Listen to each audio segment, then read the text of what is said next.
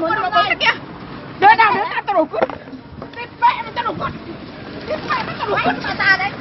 Chết mẹ đồ cút. Chết mẹ mày. Ai ra đấy. Điên nhá. Mày làm mày ra này. Mẹ ra kia.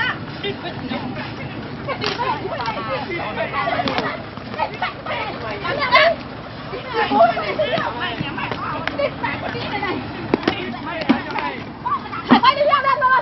Phải quay đi theo, phải xuống lên. Mày phải lém thương ra đây. Mày phải lém thương ra đây.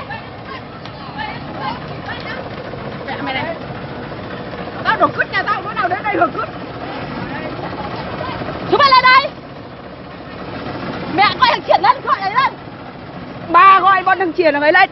Mẹ nó lên. Chúng mày muốn là đội trưởng, chúng mày đội trưởng mày. Không thể lo chúng mày.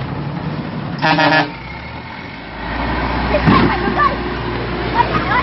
Tao đứng đây cho mày gạt đây. Ôi, đúng không?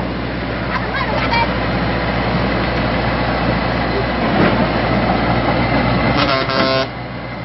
Bà con Giang.